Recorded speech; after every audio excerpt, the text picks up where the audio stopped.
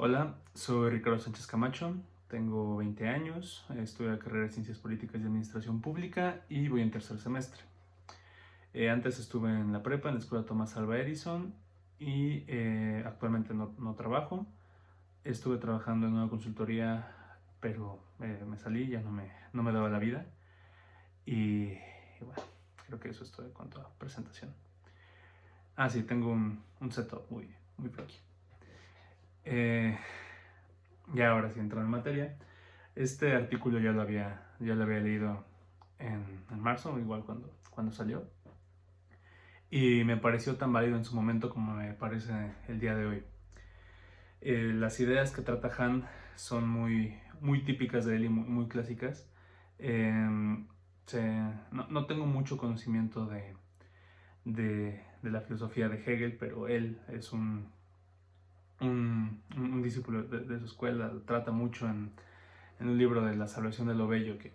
leí en estas vacaciones. eh, Toca todo lo referente a él, y de hecho voy a recuperar un poco de eso en un futuro cercano en el video. Creo que el artículo se puede definir muy bien en una cita en donde la biopolítica digital acompaña a la psicopolítica digital que controla activamente a las personas. Esa cita, esa línea me pareció fantástica y es como el perfecto resumen de, de todo esto, de todo lo que ocurre en nuestro día a día, de todo lo que ocurre en un mundo tan digitalizado y tan globalizado, en donde el individualismo prevalece a toda costa, un individualismo digital y a la vez un individualismo artificial que está potencializado por todas las facilidades que tenemos para comunicarnos. Posteriormente, en el mismo artículo, Han refiere que el peligro de hoy en día no está en un enemigo, sino está en nuestro exceso de positividad. Y este exceso de positividad también se traduce en un exceso de comunicación y un exceso de producción y un exceso de... no me acuerdo qué otra cosa. Y este exceso es lo que nos afecta más y lo que nos puede llegar a condenar de alguna manera. Por lo menos en cuanto a las sociedades occidentales, ya que en las sociedades orientales como China, Corea, Taiwán, que son las que principalmente aquí refiere, eh, existe un colectivismo muchísimo más fuerte, que es lo que que los permitió salir de la pandemia. Ya sé que lo que Han refiere que los permitió salir de la pandemia muchísimo más rápido fue el avance digital y el control digital que se tiene sobre las personas y sobre su vida en general. Sin embargo, este colectivismo no se hubiera dado, esta vigilancia digital no se hubiera dado sin la realización del colectivismo y sin la misma imperación de este, ya que, como dice en un momento, las sociedades asiáticas están muchísimo más acostumbradas a vivir bajo un régimen autoritario, más que autoritario, un régimen de control, un régimen soberano. Y esta pandemia lo que realiza y el efecto que tiene es generar una vuelta, un regreso hacia estos actos de soberanía, hacia estos actos de, pues sí, de soberanía, en donde lo que se realiza es un cierre de fronteras, que es algo pues, que estamos viviendo todavía hoy en día. Una exclusión del otro, una ausencia de, de intercomunicación física que se sustituye por una comunicación digital. Y en cuanto a una soberanía y en cuanto a una separación de los unos de los otros, durante el mismo tiempo en que este artículo salió, Giorgio Agamben igual había sacado uno en cuanto a la peste, que me parece muy interesante de recuperar y de mencionar aquí, ya que lo que estamos viviendo y continuamos, lo que estuvimos viviendo desde hace 3 meses, continuamos viviendo y continuaremos viviendo de aquí a aproximadamente un año, me parece, es una despersonalización del otro, un momento en el que podemos decir que no hay ética, porque el otro ya no se vuelve una persona, se vuelve un objeto de contagio, un objeto de peligro, una persona que puede vulnerar mi seguridad y que puede vulnerar mi salud, por lo que el otro entonces deja de ser una persona y dejamos de verlo como una persona para verlo como un medio de contagio, como un medio de peligro para nosotros y para nuestra propia integridad, lo que pues es terrible. Me parece que es algo desastroso, pero no es algo que no sea extraño ni no sea ajeno. Más bien es algo que desgraciadamente, como dije anteriormente, se ha visto potencializado por nuestro deseo y por nuestra costumbre hacia la individualidad o hacia los actos muchísimo más individuales, pues sí, muchísimo más egoístas, en donde no tomamos tanto en cuenta el otro o el cómo mis acciones sin querer pueden afectar a una persona, como es que por mi felicidad y por mi comodidad yo puedo causarle un perjurio a otra persona. Y esto es algo que no nos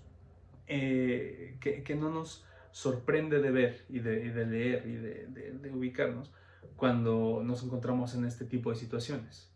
en situaciones de estados de excepción, en situaciones donde lo que impera es la supervivencia antes que la ética, antes que la misma moral. Ahora, para no extenderme un poco más, tocar el punto de la vigilancia digital es algo que es propio de estos días, que es algo propio del momento en el que vivimos. Y realizo una comparación, Han, de esta pandemia, de estos sucesos, con con la gripe española, en donde lo que ocurrió en aquel entonces, siendo una enfermedad muchísimo más mortal, no afectó tanto a las personas y no causó tanto pánico como lo realiza hoy en día. Y es totalmente comprensible, es totalmente cierto. El nivel de comunicación e intercomunicación es totalmente diferente. Nos brinda hoy en día unas herramientas más avanzadas para la comunicación, así mismo como para la desinformación, ya que si cualquiera puede comunicar, ¿qué certeza podemos tener de que esta comunicación sea totalmente efectiva? No podemos, siempre. Y este exceso de comunicación y este exceso de conexiones entre personas puede desencadenar en algo muy peligroso, como lo llegan a hacer las fake news en un momento tan crítico como este. Que realmente, desde mi punto de vista, no es tan crítico, no es tan crítico sí como parece, sino más bien esta imagen, esta ilusión de crítica, la hemos potencializado nosotros mismos con todo el exceso de digitalización y todo el exceso de exposición de nuestras opiniones, de nuestros miedos, de nuestras mismas inseguridades, que pueden tener un fundamento totalmente, pero la ausencia de dimensión y la ausencia de metaforización no es algo que tenemos presente hoy en día al momento de tocar todo esto, por lo que es algo muy peligroso de realizar. Y bueno, para concluir, se aborda al final del artículo una discusión que tiene un tiempo entre Slavoj Žižek y Byung-Chul Han, en donde Zizek siempre ve el final del capitalismo en cualquier crisis, y aquí Zizek no vuelve a hacer una cosa diferente, sino dice igualmente que la pandemia va a ser el final del capitalismo, y Han responde que no, absolutamente. De hecho, el capitalismo va a florecer y va a tener una etapa muchísimo más acelerada y muchísimo más voraz para intentar recuperarse de esta misma crisis económica que se generó a raíz de una especulación excesiva. Esta especulación excesiva, de nuevo, se nos presenta gracias a todos los medios digitales y a todos los medios de intercomunicación que tenemos al alcance para poder expresar nuestras opiniones, para poder dar nuestros puntos de vista. Y un punto como clave en todo esto es, en toda esta crisis, perdón, es que volvemos a una sociedad de clases, de la cual realmente nunca hemos salido. En esta ahora es muy, muy evidente cómo es que hay quienes, o habemos quienes tenemos la fortuna de poder quedarnos seguros relativamente en un lugar sin tener la necesidad de exponernos. Sin embargo, hay quienes no, y el riesgo de contagio es muchísimo mayor para estas personas que, como lo dice en el mismo artículo, el viajar en metro representa un riesgo en exceso,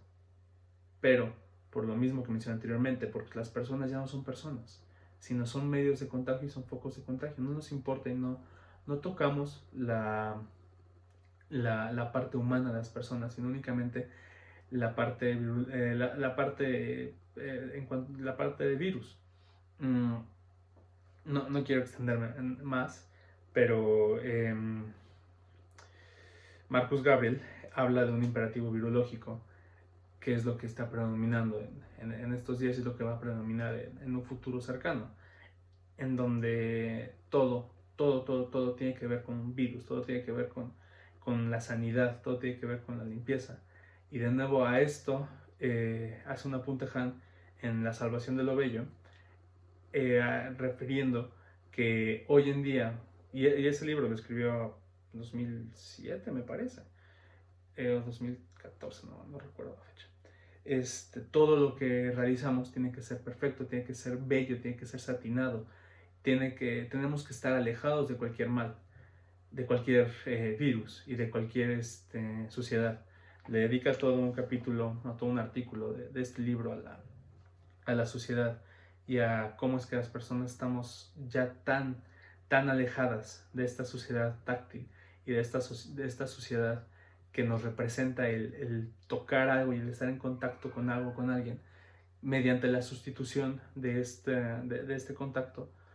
con los medios digitales y con los medios artificiales, dando una ilusión de contacto cuando en realidad no se está teniendo ningún contacto. Y bueno, ya creo que ya hice el doble de tiempo. Me pasé un poco. Pero, bueno, en términos generales, este artículo me encantó desde la primera vez que lo leí, me pareció muy acertado y me pareció que efectivamente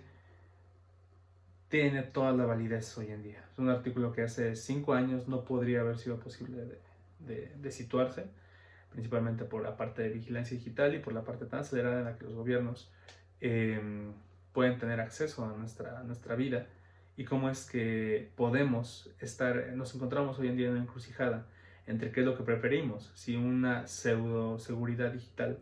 y una pseudo privacidad, nos lleva a otra pregunta, de qué tanto nos sirve esto, contra una vigilancia absoluta en pos de nuestra seguridad física. Así que esta es la gran pregunta que queda aquí en el artículo de Han. Muchísimas gracias, perdón por haberme explayado tanto, pero es que me puse a ver y a leer mucho de esto en estas vacaciones. Hasta el lunes. Bye bye.